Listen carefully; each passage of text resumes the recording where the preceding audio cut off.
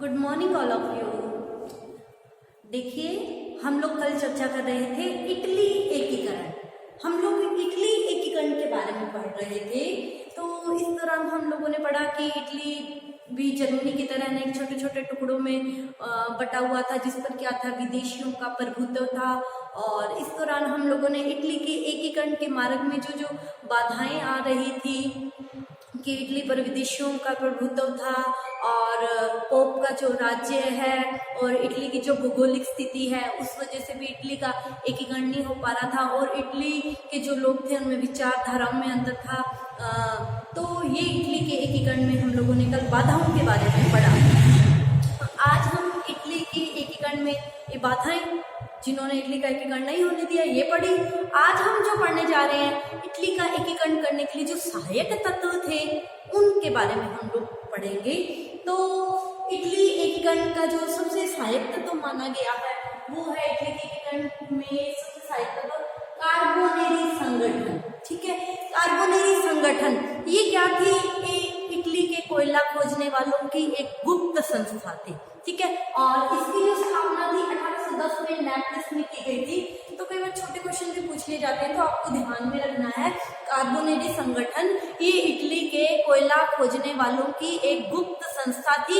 इसकी स्थापना 1810 में नेपल्स में की गई थी। और ये जो संस्था थी इसने अपना कोई निश्चित कार्यक्रम नहीं बनाया था कि मुझे इटली के एकीकरण करने के लिए ये करना है। ठीक है, कोई कार्यक्रम नहीं बनाया, लेकिन इससे के दो उद्देश्य थे इस संस्था के। कार्बोनेरी संस्था जो थी इसके दो उद्देश्य थे। इसका पहला उद्देश्य था विदेशियों को इटली से बाहर निकालना और इटली के लोगों में स्वतंत्रता की भावना पैदा करना। ठीक है, तो इस संस्था ने इटली के एकीकरण का कार्य शुरू किया, लेकिन ये सफल नहीं हो सका। क्यों? क्योंकि इसका कोई निश्चित उद्देश्य नहीं था। तो निश्चित उद्देश्य के अभाव में कार्बोनेरी संगठन का उद्देश्य सफल नहीं हो, उद्देश्य नहीं था, कार्यक्रम नहीं था। कोई उद्देश्य तो था लेकिन कार्यक्रम नहीं था। कार्यक्रम ना होने के कारण ये संस्था असफल हो गई। लेकिन इसने इटली के एकीकरण की पृष्ठभूमि तैयार कर दी थी, लोगों में भावना आनी शुरू हो गई थी। ठीक है, अब बात आती है इटली के एकीकरण की जो महत्वपूर्ण संस्था बनी थी वो थी युवा इटली। युवा इटली पे कई बार छोटा क्वेश्चन पूछा भी गया है, आपको भी ध्यान रखना है। युवा इटली इसकी स्थापना 1831 में मेजनी ने की थी। ठीक है, इटली की इस संस्था की स्थापना 1831 में मेजनी ने की थी। और ये संस्था क्या थी? गणतंत्रवादी संस्था थी। इस संस्था का एक नारा था, वो नारा क्या था? ईश्वर और जनता। ठीक है, और 40 वर्ष से कम आयु के जो व्यक्ति थे वो युवा इटली में शामिल हो सकते थे। क्यों? क्योंकि मेजनी का ये मानना था कि अगर इटली के युवाओं में राष्ट्रीयता, देश प्रेम की भावना पैदा कर दी जाए तो ही इटली का एकीकरण हो सकता है। ठीक है, अतः इटली के एकीकरण में इटली के युवाओं का सहयोग जरूरी है। अगर इटली के युवा एक हो जाएं तो इटली का एकीकरण वो जल्द हो सकता है। तो युवा इटली इसकी स्थापना 1831 में मेजनी ने की थी। ठीक है, और मेजनी ने युवा इटली के माध्यम से जनता को 3 नारे दिए थे। पहला नारा क्या था? परमात्मा में विश्वास रखो। और दूसरा नारा क्या था? सभी भाइयों को संगठित करो। और तीसरा था इटली को मुक्त करो। विदेशियों के लिए था कि इटली को मुक्त करो। ठीक है, और ये जो युवा इटली थी इसके कई कार्यक्रम भी थे कि हमें क्या क्या कार्य करना है। तो इन्होंने अपना एक पहले ही एक कार्य बना रखा था कि हमें ये कार्य करने हैं। तो इसके जो कार्यक्रम थे उसमें जो पहला कार्य आता है वो आता है इटली की जनता में राष्ट्रीयता या देश प्रेम की भावना पैदा करना।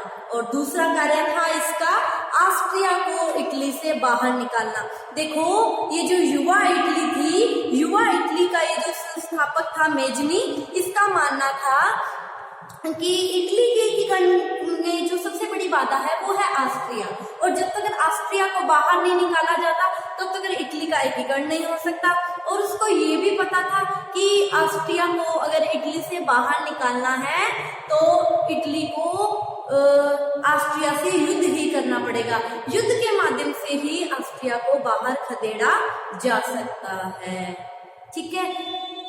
और इस संस्था ने क्या किया, इटली के लोगों में देश प्रेम की भावना पैदा की और इस संस्था का जो भी सदस्य बनता था, युवा इटली में जो भी सदस्य शामिल होता था, तो उसको एक शपथ लेनी पड़ती थी कि मैं इटली को स्वतंत्र और गणतंत्रात्मक बनाने के लिए अपना सब कुछ न्यौछावर कर दूंगा। ठीक है।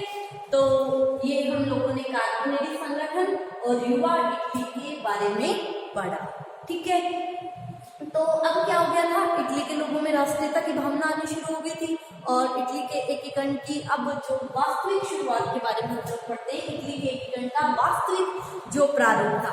देखिए सार्डिनिया के जो राजा थे विक्टर एमनुअल, उन्होंने क्या किया, 1852 में कैपूर को अपना प्रधानमंत्री बनाया और कैपूर के प्रधानमंत्री बनने के पश्चात ही इटली का एकीकरण शुरू हो गया और इटली का एकीकरण कई चरणों के अंतर्गत हुआ। तो अब हम उन चरणों के बारे में पढ़ेंगे। ठीक है। तो इटली के एकीकरण का अब हम पढ़ने जा रहे हैं। प्रथम चरण, पहला चरण, पहले चरण के अंतर्गत कैपूर का योगदान माना गया। कैपूर ने क्या योगदान दिया इटली के एकीकरण में, तो प्रथम चरण भी हम इसी को ही कहेंगे और कैपूर का योगदान भी हम इसी को ही कहेंगे। देखो 1852 में कैपूर सार्डिनिया का प्रधानमंत्री बना। देखिए 1854 और 56 इस दौरान क्या हुआ था, क्रीमिया का युद्ध लड़ा गया। 1854 से लेके 1856 के मध्य क्रीमिया का युद्ध लड़ा गया। ये युद्ध रूस और टर्की एक तरफ थे और दूसरी ओर इंग्लैंड और फ्रांस, इंग्लैंड और फ्रांस की सेना, उधर से रूस और टर्की की सेना, इनके मध्य क्रीमिया का युद्ध लड़ा गया। ठीक है। तो जो कैपूर था उसने क्या किया, फ्रांस और इंग्लैंड की ओर से क्रीमिया के युद्ध में भाग लिया। क्यों? क्योंकि वो चाहता था कि फ्रांस और इंग्लैंड विश्व की महान शक्तियां, यूरोप की सबसे महान शक्तियां, अगर मैं इन लोगों का सहयोग करूंगा तो कल को मुझे इनकी सहानुभूति प्राप्त हो जाएगी और मुझे इटली का एकीकरण करने में इन लोगों की सहायता भी मिलेगी। ठीक है। अब क्या हो गया, युद्ध समाप्त हो गया। युद्ध समाप्त होने के बाद पेरिस में एक सम्मेलन बुलाया गया और पेरिस के सम्मेलन में कैपूर को भी आमंत्रित किया गया। क्यों? क्योंकि इंग्लैंड और फ्रांस की ओर से युद्ध में भाग लिया था। ठीक है। तो अब क्या हो गया, जब कैपूर को इस सम्मेलन में आमंत्रित किया गया तो कैपूर को भी उस सम्मेलन में जब बोलने का मौका दिया गया तो कैपूर ने क्या किया, इटली की जो एकीकरण की समस्या थी इसको यूरोपीय बना दिया, मतलब सबके आगे ये समस्या रख दी। ठीक है। और फ्रांस को इसने सहयोग किया था क्रीमिया युद्ध में, है ना। तो अब जब पेरिस शांति सम्मेलन में इसने इटली की समस्या को यूरोप में मतलब यूरोपीय समस्या बना दिया, सबके आगे पेश कर दिया।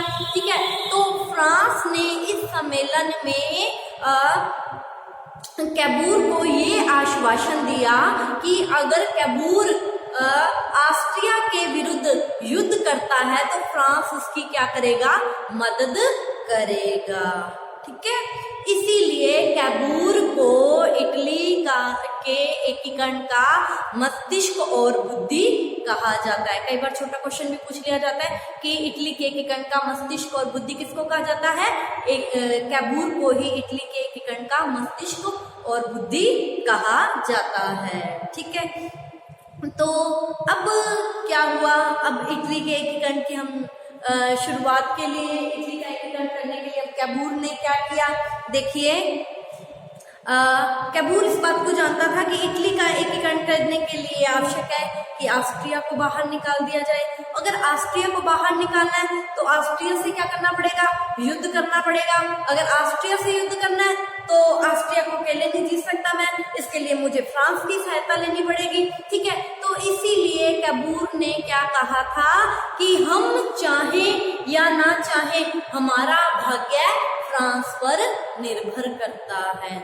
कई बार छोटा क्वेश्चन भी इस पे पूछ लिया जाता है कि ये शब्द किसके थे, या इटली का एकीकरण करने के लिए फ्रांस की सहायता लेने के लिए कैबूर ने कौन से शब्दों का यूज किया था, क्या कहा था। कैबूर का मानना था कि ऑस्ट्रिया के विरुद्ध केवल फ्रांस ही इटली की मदद कर सकता है, इसलिए उसने क्या कहा कि हम चाहें या ना चाहें हमारा भाग्य फ्रांस पर निर्भर करता है। और फ्रांस ने भी आश्वासन दे दिया था सहायता करने का पेरिस सम्मेलन में।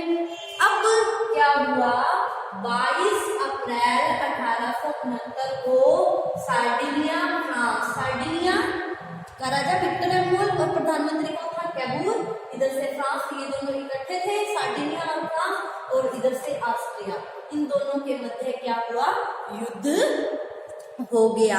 ठीक है, सार्डिनिया और फ्रांस की संयुक्त सेनाओं ने क्या किया, ऑस्ट्रिया को पराजित कर दिया। ठीक है, ऑस्ट्रिया को पराजित कर दिया। फलस्वरूप क्या हुआ, सार्डिनिया और लोम्बार्डी का प्रदेश मिल गया, और इसी के साथ इटली के एकीकरण का पहला चरण पूरा हो गया।